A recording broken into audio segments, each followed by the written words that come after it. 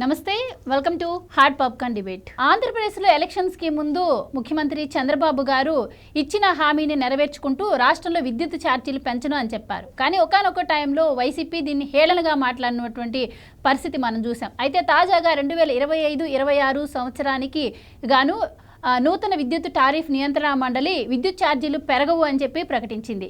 మరి ఇప్పటి వరకు విద్యుత్ ఛార్జీలు పెంచుతారు అని చెప్పినటువంటి పెంచుతున్నారు అని కూడా ప్రచారం చేసినటువంటి వైసీపీ ఏం సమాధానం చెప్తుంది? మరి ఇప్పటికే విద్యుత్ డిస్కంలు కావచ్చు, విద్యుత్ శాఖ కావచ్చు అప్పుల్లో కూరుకుపోయిన నేపథ్యంలో మరి ఇలాగా విద్యుత్ ఛార్జీలు పెంచకుండా తీసుకున్నటువంటి నిర్ణయం వెనుక చంద్రబాబు గారి కృషి ఏంటి, ఇది ఎలా సాధ్యమైంది, ఇలాంటి విషయాలన్నీ కూడా ఈరోజు డిబేట్లో చర్చిద్దాం. మనతో పాటు డిబేట్లో పార్టిసిపేట్ చేసేందుకు స్టూడియోలో ఉన్నారు సీనియర్ జర్నలిస్ట్ సత్యమూర్తి గారు, అలాగే మరో సీనియర్ పొలిటికల్ అనలిస్ట్ అంకంరావు గారు.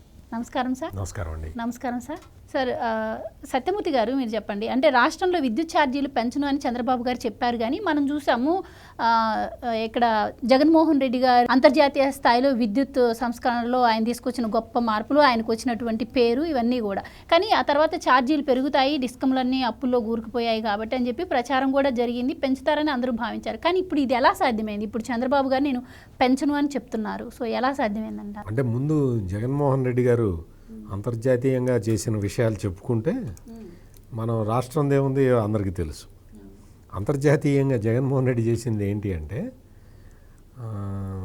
సౌర విద్యుత్ కొనుగోలుకి సంబంధించి అమెరికా FBI వాళ్ళు ఒక రిపోర్ట్ ఇస్తే ఆ రిపోర్టులో 1750 కోట్ల రూపాయలు జగన్మోహన్ రెడ్డి లంచం తీసుకున్నాడు అనేది FBI రిపోర్ట్లో తేలిన విషయం. కానుక అంకమరావు గారు చెప్పినట్టు వాళ్ళ దగ్గర నుంచి కానుక తీసుకున్నాడు. ఆ కానుక మొత్తం కూడా రాష్ట్ర ప్రజల మీద పడ్డది. ఆ భారం డబ్బులు జగన్మోహన్ రెడ్డికి, ఆ అప్పు రాష్ట్ర ప్రజల మీదకి పడ్డది. ఇక్కడ ఈఆర్సీ కూడా అంటే ఎలక్షన్లకు ముందర రిపోర్ట్ ఇవ్వాల్సిన ఈఆర్సీ కొన్ని కారణాల వల్ల ఎలక్షన్ల తర్వాత రిపోర్ట్ ఇచ్చింది. ఏంటి అంటే రాష్ట్రంలో ఈ ట్రాన్స్కో, డిస్కమ్లు ఇవన్నీ ఎట్లా ఉన్నాయి, వీటి ఆర్థిక పరిస్థితి ఎట్లా ఉంది, ప్రాఫిట్లో ఉన్నాయా లాస్లో ఉన్నాయా అని ఒక నిర్ధారణకు వచ్చి కరెంటు ఛార్జీలు పెంచాలా వద్దా అని నిర్ణయించేది ఈ టారిఫ్ రెగ్యులేటరీ కమిషన్. ఈ టారిఫ్ రెగ్యులేటరీ కమిషను ఈ విషయాన్ని చెప్పి ఒక రిపోర్ట్ ఇస్తుంది. రిపోర్ట్ ఇస్తే ఆ రిపోర్టుని గవర్నమెంట్ యాక్సెప్ట్ చేస్తే టారిఫ్, ఆ అడ్జస్ట్మెంట్లో టారిఫ్ పెంచుతారు. లేదు గవర్నమెంట్ ఆ బర్డెన్ అంతా మేమే భరిస్తామండి అంటే విద్యుత్ టారిఫ్ పెరగదు. సాధారణంగా జరిగేది ఇది. ఇక్కడ ఏం జరిగింది అంటే జగన్మోహన్ రెడ్డి ముఖ్యమంత్రిగా ఉన్నప్పుడు ఈ లంచాలు, గడ్డి ఇవన్నీ మేయటం వల్ల ప్లస్ బొగ్గు కొనుగోలు అంటే థర్మల్ విద్యుత్ ప్రొడక్షన్ కాస్ట్ విపరీతంగా పెరిగే విధంగా బొగ్గు కొనుగోలు చేయటం ఒకటి. ఇంకోటి ఏంటంటే ఈ విద్యుత్తును కూడా ప్రైవేటుగా చంద్రబాబు నాయుడు ఒక 20 సంవత్సరాలకి కుదిరిచ్చిన PPAలు అన్నీ రద్దు చేసి అంటే ఏమాత్రం దూరదృష్టి లేకుండా కొత్త PPAలు చేసుకోవటం, ఎక్కువ ధరకి ఇతర రాష్ట్రాల నుంచి విద్యుత్ కొనుగోలు చేయటం, ఇటువంటి కారణాలతోటి జగన్మోహన్ రెడ్డి రాష్ట్రంలో ఉన్న విద్యుత్ సంస్థల్ని నిండా ముంచేసిపోయాడు. జగన్మోహన్ రెడ్డికి ఏమో వ్యక్తిగతంగా ప్రాఫిట్ వచ్చింది. ఏది? విద్యుత్ కొనుగోలు. పక్క రాష్ట్రాల నుంచి విద్యుత్ కొనుగోలులో కూడా భారీ ఎత్తున కమిషన్లు వచ్చి ఉంటాయి. తర్వాత ఈ సోలార్ విద్యుత్ కొనే దగ్గర FBI చెప్పింది, అమెరికా దర్యాప్తు సంస్థ చెప్పింది జగన్మోహన్ రెడ్డి లంచం తీసుకున్నాడని. ఈ భారం అంతా కూడా ప్రజల మీద పడ్డది. ప్రజల మీద పడ్డప్పుడు ఈఆర్సీ ఒక రిపోర్ట్ ఇచ్చినప్పుడు ఆ ఈఆర్సీ రిపోర్టుని ఆమోదించక తప్పని పరిస్థితి ఉంది. అప్పటికీ కూడా 9,000 కోట్ల రూపాయల నష్టాల్లో ఉన్నాయి డిస్కమ్లు అని చెప్పినప్పుడు కూటమి ప్రభుత్వం ఏం చేసింది అంటే ఇందులో 3,000 కోట్ల రూపాయలు మేము భరిస్తాము అని చెప్పి SC STలకి, చేతి వృత్తుల వాళ్ళకి సప్లై చేసిన విద్యుత్ సంబంధించిన బకాయిలన్నీ మేము తీరుస్తామని చెప్పి 3,000 కోట్ల రూపాయలు రాష్ట్ర ప్రభుత్వం అంటే జగన్మోహన్ రెడ్డి చేసిన నిర్వాకానికి చంద్రబాబు నాయుడు ప్రభుత్వం కట్టిన పెనాల్టీ అది. మిగిలిన 6,000 కోట్ల రూపాయలకి సర్దుబాటు ఛార్జీలకి సర్దుబాటు చేసి ప్రజల దగ్గర నుంచి వసూలు చేశారు. ఇది జరిగింది. ఇది జరిగినప్పుడు జగన్మోహన్ రెడ్డి పెద్ద ప్రెస్ కాన్ఫరెన్స్ పెట్టి ఊకదంపుడు ఉపన్యాసం చెప్పాడు. అధికారంలో లేనప్పుడు ఛార్జీలు పెంచనన్నాడు, ఇప్పుడు పెంచుతున్నాడు. పెంచింది జగన్మోహన్ రెడ్డి చేసిన నిర్వాహకం వల్ల పెరిగింది ఆ రోజు టారిఫ్ పెరగటం. అప్పుడు చంద్రబాబు నాయుడు రియాక్షన్ ఏంటి అంటే, ఇది జగన్మోహన్ రెడ్డి చేసిన దరిద్రం వల్ల వచ్చింది, ఈ ఒక్కసారే ఇంకెప్పుడు పెంచము, ఇంకా అసలు టారిఫ్ పెంచే సమస్య లేదు అని చెప్పి ఆయన చెప్పాడు.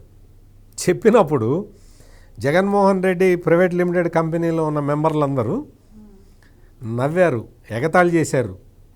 ఇట్లా కాదు, అట్లా కాదు, ఇట్లా కాదు, చంద్రబాబు మళ్ళీ మాయ చేస్తున్నాడు, మోసం చేస్తున్నాడు అని మొత్తం అబద్ధాలు ప్రచారం చేసి వదిలిపెట్టారు.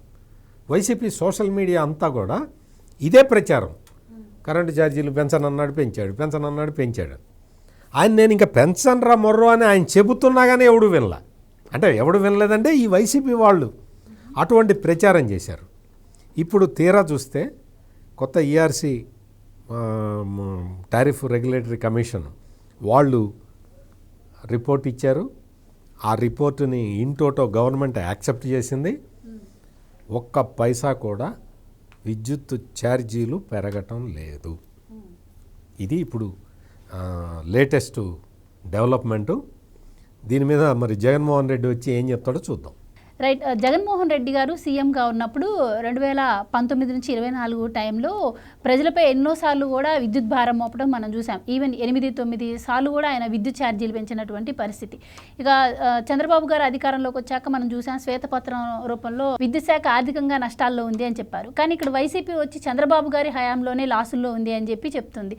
సో ఆయన హయాంలో ఎన్నిసార్లు విద్యుత్ ఛార్జీలు పెంచడం జరిగింది చంద్రబాబు గారి టైంలో?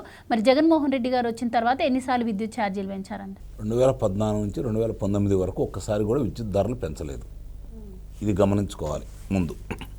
రెండోది, ఆ రోజు చాలా ఇబ్బందుల్లో ఉంది ఆంధ్ర రాష్ట్రం, విద్యుత్ లేక చాలా విద్యుత్ కొరతలు ఎదుర్కొంటూ ఉంది. చంద్రబాబు నాయుడు గారు 2019లో ప్రభుత్వం ఓడిపోయేంత వరకు ఇక్కడ నుంచి మిగులు విద్యుత్తు ఆంధ్ర రాష్ట్రానికి అప్పచెప్పాడు. ఆయన మిగులు విద్యుత్ అప్పచెప్పాడు. పక్క రాష్ట్రాల కంటే 69 పైసలు తక్కువ కొన్నాడు. గమనించుకోవాలి. పక్క రాష్ట్రాల కంటే ఆ రోజుల్లో 69 పైసలు తక్కువ కొన్నాడు. ఇప్పుడు ఎప్పుడైనా సరే కానుకలు ఎప్పుడు ఇస్తారు? ఎక్కువ ధర పెట్టి కొన్నప్పుడు కానుకలు ఇస్తారు. మొన్న జగన్మోహన్ రెడ్డి చేసింది అదే కదా, 49 పైసలు అధికంగా పెట్టి కొన్నాడు. అది 25 సంవత్సరాలకి. అందువల్ల అక్కడ కానుకలు వచ్చినాయి. ఇప్పుడు చంద్రబాబు నాయుడు గారు పీపీఎల్తో ఒప్పందం చేసుకున్నాడు కాబట్టి ఇక్కడ కానుకలు రాలేదు కాబట్టి, మళ్ళీ ఇతనికి రావు కాబట్టి దాన్ని రద్దు చేసి ₹19.20 కొన్నాడు. 13 రూపాయల నుంచి మొదలుపెట్టి ₹19.20 కొన్నాడు. అంటే ₹5.32 రావాల్సిన విద్యుత్తుని ఎంత అధికంగా పెట్టి కొన్నాడు అంటే ఎందుకు? అతనికి కానుకలు ఏ విధంగా వస్తాయనే దాని మీద. ఇక్కడ కానుకలే ముఖ్యం, ప్రజల్లో లేకపోతే ప్రజల అవసరాలో కాదు. ఈరోజు 2019 నుంచి 2024 వరకు 9 సార్లు విద్యుత్ ధరలు పెంచారు. ఇది జగమెరిగిన సత్యం. 10వ సార్లు కూడా పెంచుతా ఉండని చెప్పిన వాళ్ళు నిర్ణయానికి వచ్చినప్పుడు ఎన్నికలు వస్తున్నాయి రా బాబు అని చెప్పని వాళ్ళ కాళా ఏలాబడి గడ్డం పట్టుకొని బతిలాడుకొని వాయిదా వేయించి 10వసారి విద్యుత్ ధరలు పెంచకుండా చూసుకున్నాడు. అప్పుడు వాళ్ళు అనుమతి ఇచ్చారు. ఎన్నికల తర్వాత అంటే జూన్ తర్వాత పెంచుకోమన్నారు వాళ్ళు. ప్రభుత్వం వాళ్ళకు అనుమతి ఇచ్చింది ఆ రోజు. కాబట్టి జూను 4వ తారీఖున ఫలితాలు వచ్చినాయి. జూన్ 12వ తారీఖున ఈ ప్రభుత్వం ఏర్పడింది కాబట్టి అప్పటికే అంగీకారం తెలియకారు కాబట్టి దాని భారాన్ని ప్రజల మీద వేశారు. అది జగన్మోహన్ రెడ్డి చేసినటువంటి ఘనకార్యం. ఆ ఘనకార్యానికి మూల్యం మాత్రం ప్రజలు చెల్లించుకోవాల్సి వచ్చింది. అది కొనసాగుతూనే ఉంది. అది చాలదన్నట్టు ఇందాక ఆయన చెప్పినట్టు సెకీతోటి ఒప్పందం చేసుకొని 25 సంవత్సరాలు 1,27,000 కోట్ల రూపాయలు ప్రత్యక్షంగా పరోక్షంగా ఎంత పడేదో తెలియదు. ఆ భారాన్ని ప్రజల మీద మోపడానికి ఆయన ఒక నిర్ణయానికి వచ్చాడు. ఇప్పుడు దాంట్లో మీమాంసలో ఉన్నారు ఈ ప్రభుత్వం ఏం చేయాలి ఎట్లా అయిందని చెప్పని. ఇక ఇప్పుడు ఈ సంవత్సరానికి వ్యయం ఎంత అయ్యిద్దని చెప్పిన వాళ్ళ లెక్కలు ఉంటే అంటే 25-26 నాటికి అంటే వచ్చే మార్చి నాటికి అంటే ఇప్పుడు ఒక నెల రోజులు ముందే ఇచ్చారు. గమనించుకోవాలి మీరు ఇక్కడ మళ్ళీ పెంచుతారేమో అనే ఆలోచన అందరికి వచ్చింది కదా. మార్చిలో కదా వాళ్ళు ప్రకటించాల్సింది. మేము పెంచమని చెప్పని ఒక నెల రోజుల ముందే ప్రకటించారు. అది ఇప్పుడు చంద్రబాబు నాయుడు గారు ఒక విషయం. 58,868,52 రూపాయలు వ్యయమైంది. అంటే విద్యుత్ ఈ 2025-26 నాటికి జనానికి అందించడానికి విద్యుత్ అయ్యే వ్యయం 58,868.52 లక్షలు. మరి ఆదాయం ఎంత వచ్చిందయ్యా అంటే 44,323,30 రూపాయలు. మరి ఈ వ్యత్యాసం ఏం చేయాలి? దీన్ని ప్రజల మీద వేయాలి కదా. వ్యత్యాసం ఎంత ఉంది? 14,683.26 లక్షలు. ఇది ప్రజల మీద కదా భారం వేయాలంటే. వీళ్ళు ఎవరు ఈ ప్రజలు? ఎందుకు ఇవన్నీ చేస్తున్నారు? ఒకసారి కనుక మనం ఆలోచించుకుంటే దీనికి సంబంధించిన ఇందాక వారు చెప్పారు కదా, ఎవరైతే ఉన్నారో వృత్తి పనులు చేసుకునేవాళ్ళు, స్వర్ణకారులు కావచ్చు, లేకపోతే దోబీఘాట్లు కావచ్చు, ఇస్త్రీ బళ్ళు కావచ్చు, లేదంటే చేనేత కార్మికులు కావచ్చు, ఇట్లా అందరినీ చూసుకుంటా ఉంటే వాళ్ళకి ఎస్సీలు ఎస్టీలకి ఉచితంగా ఇస్తున్నారు కాబట్టి వాళ్ళకి కావచ్చు, అలాగే ఉచిత కరెంటు వ్యవసాయదారులకు అందజేస్తున్నారు కాబట్టి వాళ్ళకి కావచ్చు. ఇవన్నీ కూడా మేమే భరాయిస్తాము, మీకేం సంబంధం లేదు, అది ప్రభుత్వం బాధ్యత, కాబట్టి మీరు విద్యుత్ ధరలు పెంచొద్దు అని చెప్పని ఇప్పుడు వీళ్ళు నిర్ణయం తీసుకున్నారు. ఇప్పుడు చెప్పమని వాళ్ళని ఈ విషయాలు వివరంగా చెప్పి ఆ మాట్లాడేవాళ్ళు ఎవరైనా సరే, చంద్రబాబు నాయుడు గారు ఈ మాట అన్నారు, ఇప్పుడు మేము పెంచమన్న మాటకు ఆయన కట్టుబడి ఉన్నాడా లేదా మీరు చెప్పండి అని చెప్పని ప్రజల మధ్య అడిగితే ప్రజల సమాధానం చెబుతాడు. అప్పుడు వీళ్ళు మాట్లాడినా కూడా ఒక అర్థం అనేది ఉంటుంది. ఎదుటాల మీద బురద చల్లటం, తమ చేసిన తప్పులు ఉప్పులుగా చెప్పుకోవటం, ఎదుటాల మంచి పనులు కూడా తప్పులుగా చిత్రీకరించడం అనేది వాళ్ళకి వెనతో పెట్టిన విద్య కాబట్టి వాళ్ళు ఆ విధంగా చేసుకుంటూ వెళ్తూ ఉన్నారు. కానీ ప్రజలైతే గ్రహిస్తారు కదా, గ్రహించబట్టే కదా అతనికి ఆ విధంగా శిక్ష విధించింది కూడా. మరి ఈరోజు ప్రభుత్వం ఒక్కసారి కూడా విద్యుత్ ధరలు పెంచమని చెప్పని కట్టుబడి ఉన్నదానికి అనుగుణంగా ముందుకెళ్తుంది. ఇందాక సత్యమూర్తి గారు చెప్పినట్టు చంద్రబాబు నాయుడు గారు ఈ వివరంగా చెప్పారు కూడా. ఈ పరిస్థితుల్లో మేము చేయాల్సి వచ్చింది అంతే తప్ప ఇది మాత్రం కొనసాగదు, ఇక నుంచి పెరిగేయి లేదు అని చెప్పని. కాబట్టి ఇప్పుడు చంద్రబాబు నాయుడు గారు దీనికి సంబంధించినంత వరకు ఆ అధిక ధరలు పెట్టి ఏదైతే కొంటున్నారో దాన్ని తగ్గించుకుంటూ వచ్చే క్రమంలో ఆయన ముందుకెళ్తానే ఉన్నాడు.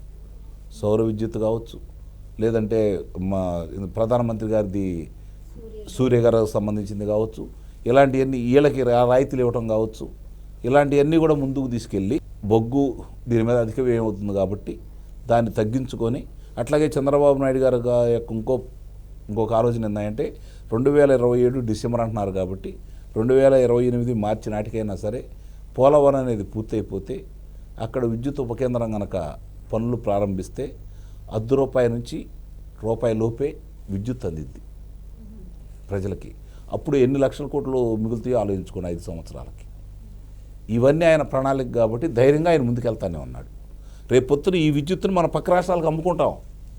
2019లో చంద్రబాబు నాయుడు గారు చేసింది అదే. మిగులు విద్యుత్ ఉంది మనకి, దాన్ని నాశనం చేశారు వీళ్ళు. ఈరోజు లోటు బడ్జెట్ పెట్టారు.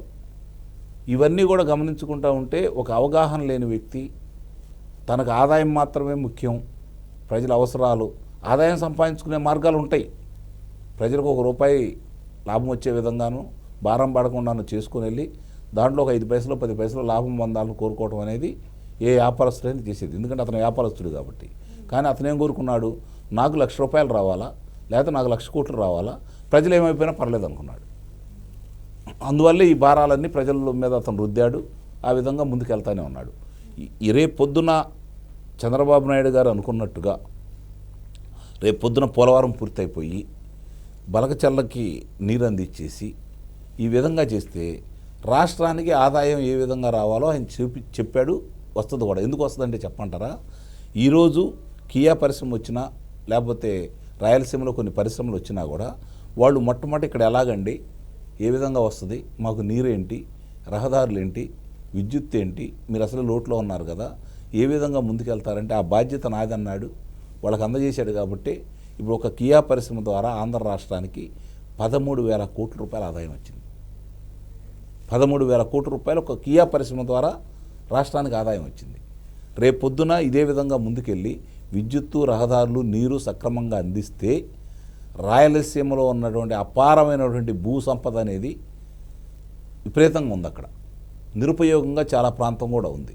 ఆ నిరుపయోగం ఉన్న ప్రాంతంలో హార్టికల్చర్ డెవలప్ చేసేసి అక్కడ పంటలు పండించుకుంటూ మిగిలిన భూమిని పారిశ్రామిక రంగాలకు కనుక ఇస్తే ఎంత ఆదాయం వస్తుందో మీరు లెక్కేసుకోండి.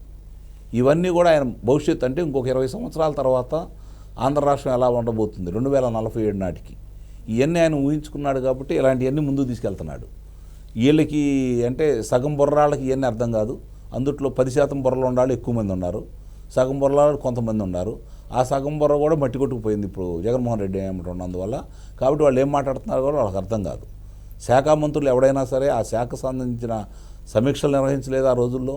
వాళ్ళు పంపించిన కాగితాల మీద సంతకాలు పెట్టడం తప్ప ఇది ప్రజలకు మేలు జరుగుతుందా కీడు జరుగుతుందా అని ఆలోచించుకోలేదు. వాళ్ళకు వచ్చే ఆదాయం గురించి ఆలోచించారు, అట్లానే ముందుకెళ్ళారు. అదేవిధంగా మాట్లాడుతున్నారు ఈ రోజుకి కూడా. ప్రజల మధ్యకు వస్తే కదా, ప్రజలు అడిగే ప్రశ్నలు కూడా సమాధానం చెబితే కదా. కాబట్టి ఇప్పుడు ఈయన తీసుకునే ఈ సంస్కరణల వల్ల ఈ తీసుకురాబోయే రేపు పొద్దున్న దాని ఇప్పుడు కూడా ఏముంది, మొన్న చూశారు కదా, మనకి 80,000 కోట్ల రూపాయల ఆదాయం ఇది ఖర్చు అవుతుంది రేపు పొద్దున ఈ జలహారతికి సంబంధించింది. ఇదన్నా మనం భరాయించలేం కాబట్టి, ఇదన్నీ మనం రాష్ట్రం భరాయించేది లేదు కాబట్టి దీంట్లో సగం గుత్తేదారులకు ఇద్దాం. మిగిలిన దాంట్లో అంటే 40,000 కోట్ల రూపాయలు గుత్తేదారులకు ఇచ్చేస్తే మిగిలిన 40,000 కోట్ల రూపాయలు కూడా మనం భరాయించలేం కాబట్టి కేంద్రాన్ని బతినాడుకుందాం. ఇవాళ ఆంధ్ర రాష్ట్రం తరపున ఏదైనా విన్నపం వస్తే వాళ్ళు ఆమోదించే పరిస్థితిలో ఉన్నారు కాబట్టి కేంద్రాన్ని బతినాడుకొని దాన్ని కనుక ముందుకు తీసుకెళ్తే మనకు నొప్పెంటకుండా మిగిలిన చేసుకుంటే వెళ్ళొచ్చు. ఈ ఆలోచనతో ఆయన ముందుకెళ్తా ఉన్నాడు. దానికి సంబంధించినంత వరకు ముందుకెళ్లే క్రమంలో భాగంగా చిన్న చిన్న అవాంతరాలు ఎదురొచ్చినా మిగిలినలాగా సాకులు ఎదుర్కోవట్లేదు, సాకులు చూసుకోవట్లేదు. ఆయన స్పష్టంగా ఎందుకు ఏ పథకాన్ని ఈ విధంగా చేయాల్సి వస్తుంది, దీంట్లో ఉన్నటువంటి లోటుపాట్లు ఏంటి, ఎప్పుడు ఇస్తాము, మాకున్నటువంటి ఇబ్బందులు ఏంటి, ఎప్పుడు తొలగిపోతాయి అని చెప్పని ప్రజలకి విడమర్చి చెప్పి వాళ్ళని మానసికంగా సిద్ధం చేస్తున్నారు. ఇక్కడ ఇంకొక పాయింట్ ఏంటంటే, మన ఆంధ్రప్రదేశ్ రాష్ట్రం విడిపోయిన తర్వాత రెసిడ్యువల్ స్టేట్ అంటే ఇప్పుడు ప్రస్తుతం ఉన్న ఆంధ్రప్రదేశ్ కరెంటు సమస్యలు చాలా ఎదుర్కొన్నది. అంటే ప్రొడక్షన్లో కానీ వాటిట్లో కానీ వాటి అన్నిటినీ కూడా 2 ఇయర్స్లో చంద్రబాబు నాయుడు సెట్ చేసి థర్డ్ ఇయర్ స్టార్టింగ్ లోపలే ఆంధ్రప్రదేశ్ని మిగులు విద్యుత్తు ఉన్న రాష్ట్రంగా డిక్లేర్ చేశాడు. ఆయన పాలనలో మొత్తంలో కూడా మిగులు విద్యుత్ ఉన్నది, ఎక్కడా కూడా కరెంటు కోతలు ఉండేవి కాదు. 2014 నుంచి 2019 వరకు ఆ విధంగా పరిపాలన చేసేసాడు ఆయన. 2019లో జగన్మోహన్ రెడ్డి రాగానే వచ్చిన దగ్గర నుంచి కరెంటు లేక పరిశ్రమలు మూతపడ్డాయి, ఇండస్ట్రియల్ హాలిడే ఇచ్చారు, రైతులకి విద్యుత్తు సరైన సమయంలో అందక క్రాప్ హాలిడే ఇచ్చారు, ఆక్వా రైతులకు కూడా కరెంటు సప్లై కరెక్ట్గా లేకపోవటం వల్ల ఆక్వా రంగం కూడా మొత్తం వెనకబడిపోయింది. అంటే విద్యుత్తు రంగాన్ని జగన్మోహన్ రెడ్డి తన స్వలాభం కోసం వాడుకున్నాడు తప్ప అసలు ప్రజల అవసరాలేంటి, ఈ అవసరాలను ఎట్లా తీరుద్దాం అని చెప్పి అనుకోలేదు.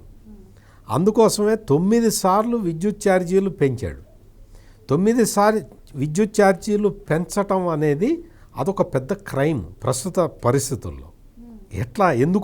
ఇది ఎందుకు నేరం అంటే, మొత్తం డిస్కమ్లు ఉంటాయి, ట్రాన్స్కో ఉంటుంది, జెన్కో ఉంటుంది, వీటన్నిటిలో కూడా ఎఫిషియంట్ పీపుల్ని పెట్టి వాటిని మొత్తం ట్రాన్స్మిషను డిస్ట్రిబ్యూషను లాసులు లేకుండా చేసుకుంటూ ఇంకొక వైపు గ్రీన్ ఎనర్జీ వైపు వెళ్తూ ఇట్లా రకరకాలుగా కాస్ట్ ఎఫెక్టివ్నెస్ తెచ్చుకోవాలి. అంటే ఉత్పత్తి ధర ఏదైతే ఉందో దాన్ని తగ్గించుకుంటూ పోవాలి. దానికి చాలా తెలివితేటలు కావాలి. జగన్మోహన్ రెడ్డికి కూడా పవర్ సంస్థలు చాలా ఉన్నాయి, పవర్ జనరేషన్ ప్లాంట్లు ఉన్నాయి ఈ జగన్మోహన్ రెడ్డికి.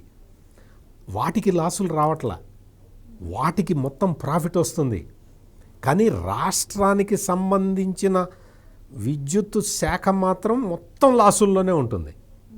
ఎట్లా ఉంటుంది జగన్మోహన్ రెడ్డి, ఒక్కసారి చెప్పవా నాకు? నీ సంస్థలు అయితే లాభంలో ఉంటాయా? ఇప్పుడు చెప్పండి, జగన్మోహన్ రెడ్డి తిరిగలడా, చంద్రబాబు నాయుడు గారు తిరిగలడా? జగన్మోహన్ రెడ్డి చాలా తెలియగలడు. సొంతగా దోచుకోవటంలో అతన్ని మించిన వాడు ఇంకొకడు లేడు, అందులో ఎటువంటి డౌటు లేదు అంకమరావు గారు. మొత్తం తన సంస్థలకి తన సిమెంట్ ఫ్యాక్టరీ. ఇన్ని రాష్ట్రంలో విద్యుత్ కోతలు మళ్ళీ అంటే 30 సంవత్సరాల వెనక్కి వెళ్ళిపోయింది ఆంధ్రప్రదేశ్ అని చెప్పటానికి ప్రధాన కారణం ఏంటి అంటే ఎప్పుడో 30 ఏళ్ల కిందట పవర్ కట్స్ ఉండేవి. అటువంటి పవర్ కట్ని మళ్ళీ తీసుకొచ్చాడు ఈ జగన్మోహన్ రెడ్డి ఆంధ్రప్రదేశ్లో. అందుకనే రాష్ట్రం 30 సంవత్సరాల వెనక్కి వెళ్ళిందని చెప్పేది. ఇంత పవర్ కట్ ఉంది కదా, భారతీయ సిమెంట్కి ప్రాఫిట్ ఉంది, పవర్ జనరేషన్ కంపెనీలు ప్రాఫిట్లో ఉన్నాయి, జగన్మోహన్ రెడ్డికి సంబంధించిన అన్ని కంపెనీలు ప్రాఫిట్లో ఉన్నాయి. ఒక్క ఆంధ్రప్రదేశ్కి సంబంధించిన ట్రాన్స్కో, జెన్కో ఇవి మాత్రం నష్టాల్లో ఉన్నాయి.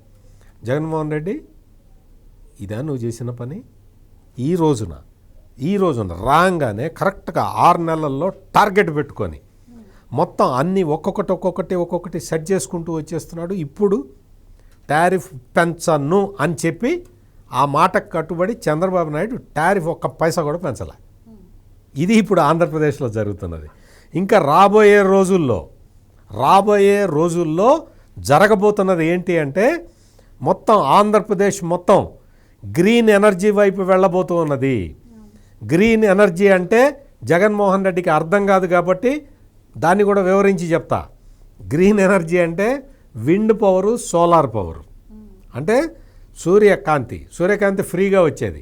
సూర్యకాంతి నుంచి సూర్యఘర్ పథకం, ప్రైమ్ మినిస్టర్ సూర్యఘర్ పథకాన్ని వాడుకొని ఎవరి ఇంటి మీద వాళ్లే కరెంటు జనరేట్ చేసుకోవచ్చు. పిఎం కుసుమ్ ప్రోగ్రామ్ అని ఇంకోటి ఉంది.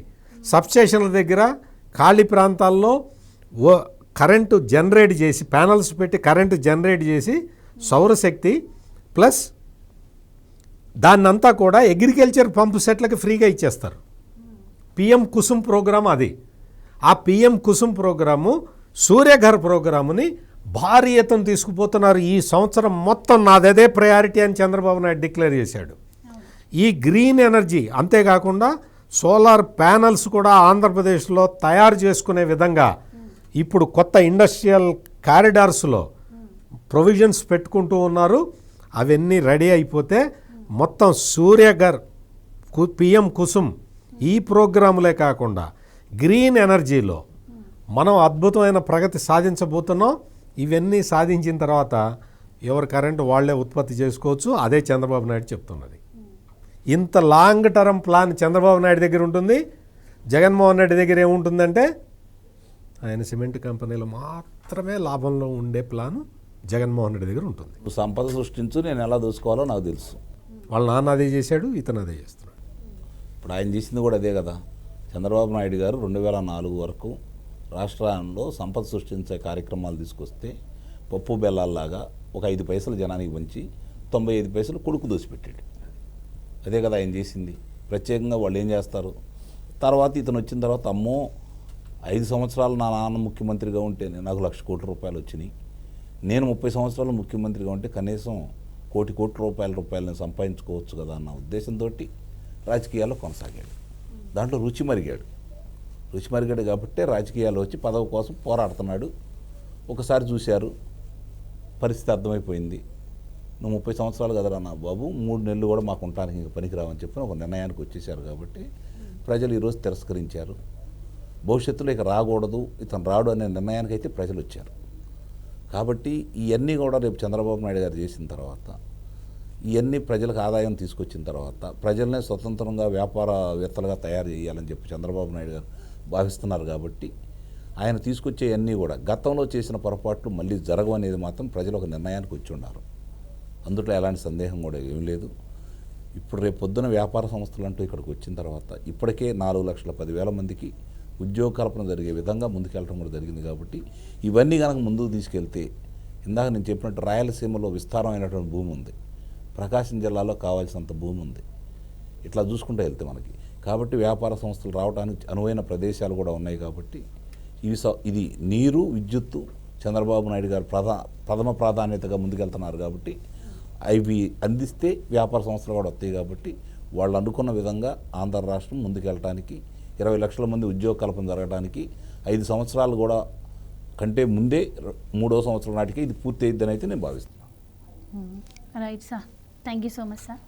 థ్యాంక్ యూ సో మచ్ అండి. ఇది ఇవాళ డిబేట్. మరో డిబేట్తో మళ్ళీ కలుద్దాం. Keep watching.